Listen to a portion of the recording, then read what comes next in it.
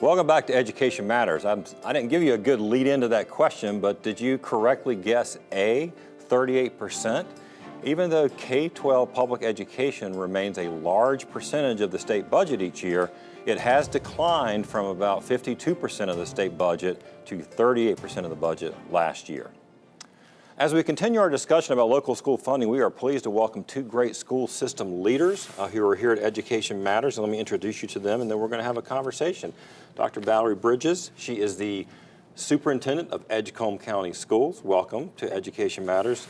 Dr. Tim Markley, welcome back. You've been on the show as before. Tim is the Superintendent for New Hanover County Schools. Keith, good to be back. Yeah, thanks so much. All right, well, you just, you heard Lauren talking about local school finance, but you live this. This is what you do. So, I mean, I want to start with you, Dr. Bridges. What are the biggest challenges, concerns in Edgecombe County, which is, for our viewers who don't know, I mean, to me, I think of Edgecombe as kind of like, that is Eastern North Carolina. I mean, that is historically, that's kind of the place. Unfortunately, it's also been sort of historically the place that has been hit so much with storms and also chronic sort of poverty and things. But tell me about the biggest challenges you have in Edgecombe. Okay, so some of the challenges with the funding formula that we have in North Carolina, it's disparaging for high-need districts, and Edgecombe is a high-need district. We've seen changes over the years with our reduction of TAs in the classroom, in the younger grade levels, loss of nurses, social workers, psychologists, several staff members that help keep school running smoothly. We've seen, of course, an increase in students with trauma, mental health issues, and needing that social emotional support, and not having those extra hands in the classroom, in the school building, is detrimental to us. So that hurts us each year. And so, and those kinds of positions, again, as we talked about with Ms. Fox, I mean, the state is supposed to provide those instructional expenses completely. I mean, that's, right. I mean, this isn't Keith Poston, Education Matters opinion. This is the Supreme Court and the Constitution. But you're having to pick up a lot of slack. Actually, I'll ask you, Dr. Markley. So this is the things that Dr. Bridges just mentioned. In New Hanover County, you're paying for a lot of things out of your local funds. We're fortunate we have good county partners that will work with us, and we're in what's considered somewhat of a high wealth district. But those funds get stretched more and more every year. We're adding, if we want to do something innovative, it has to be done with local funds. The state has put more and more restrictions on what you can do with the funds that they give you. We used to be able to use our AIG funds and service more students by moving some funds around. Now that's the academically gifted? Academically gifted. All right. So we lock those funds in now, and it's actually cost me $600,000 that I have to pick up with local funds to service those same number of students. Okay. Are those the same kinds of things that you're seeing in Edgecombe? Absolutely. In Edgecombe, we're again, high-need district, and those things are more impactful. And so as citizens, our Edgecombe County citizens are taxed at a higher rate. And a lot of the money is returned to us from our county commissioners, but it still has the impact that it has for our students is detrimental. It makes us, of course, have to work harder.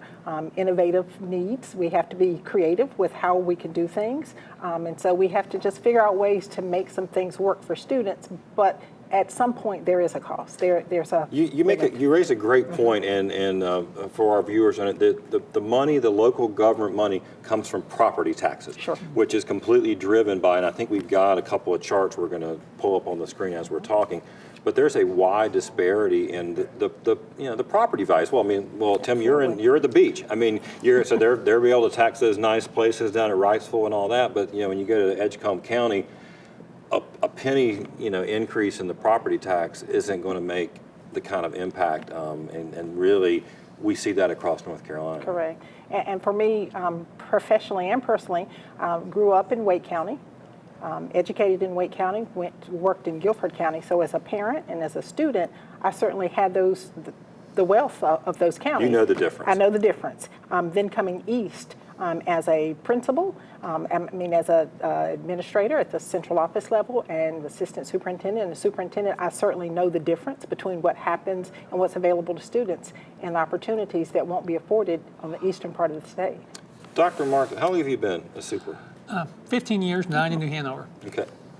You mentioned flexibility, but what has changed over the last decade or so since you've been in this position? in addition to flexibility. Well, what I'm seeing is that those state dollars will have a huge impact on what I can do locally. When you increase retirement contributions, we're now, as an employer, paying 18% on top of what the teacher pays their own 6%. So that's $1 million a year hit sometimes when you've got a couple of percentage increase, and that has to come out of local. It's limited my ability to start some innovative and creative programs. I mean, I'm fortunate to have those dollars, but they don't go nearly as far as we could. We've had to look at fewer TAs in the classrooms, just like the smaller districts. When you tell me that I've got a class size cap, well, I have a school where 20 in the classroom is not bad, but that allows me in my high poverty schools to reduce class size. Now you tell me all of my classes got to be a certain point, and so that's actually impacting some of those high poverty schools by driving up their class sizes as well. I'm glad you brought up the class size. We talked about that a lot on the show over the last year. There was a little bit of relief given, but it's still very much there. And look, when I want to find out what's going on in our school systems, I call people like you, because I feel like that you're in the community, you know your schools. Tim, you and I have talked. You said, I know this school needs this and this school needs this. You know every school where every leak is. Sure. And why do you think, or what is sort of the disconnect between the fact that you understand those things, yet your hands are being tied in sort of flexibility? You have any solutions, any suggestions? So big concern is facilities. Did a walkthrough this past week at one of our high schools with the maintenance director, and walked through the building, and there were concerns. And he has his list of priorities, but he also has a list of how much can I spend. And so he has to prioritize what should be done. When I look at the school, going through, say, a locker room, going through different classrooms, auditorium, it's not okay for students. And so when you see that, and you've been in Wake and Guilford, you know that it should be better in Edgecombe. Kids deserve better than that, and so we've got to work out a plan to do it.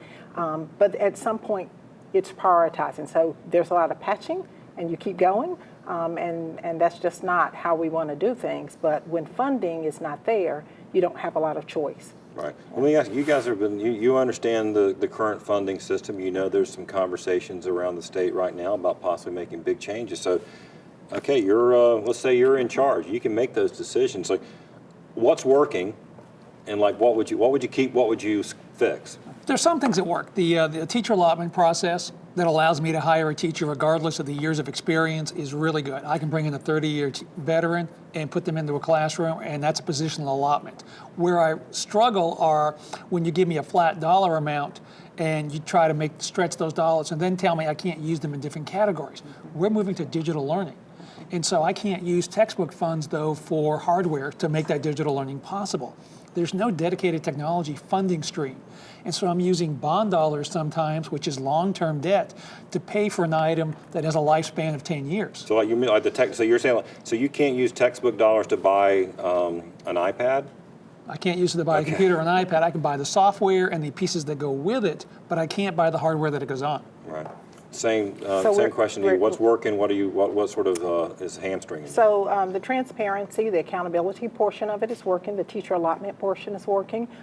Facilities, I feel like for high need districts, that there should be a funding formula specifically for facilities. The making amendments to transfer funds as needed. We don't mind being transparent. We don't mind having some checks and balances from the state. But being able to do that, because every school doesn't need the exact same thing, so being able to move things around, different pots of money, would be very helpful. We know policymakers watch this program.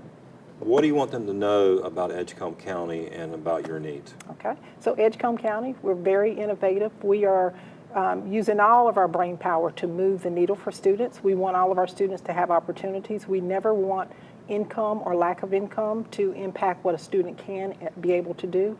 And so if we can have some support with funding and the model, the formula for that changing, we'd be very grateful.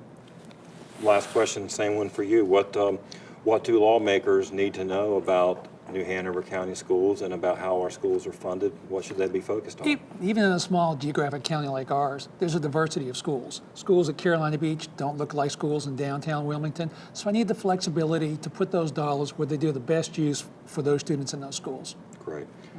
Thank you both. I always like to, anytime we have an educator on, thank you for being in this profession and for what you do every day. We appreciate it. And thanks for sharing your insights about your communities. Thanks so much. Thanks for having us. When we come back, this week's final word.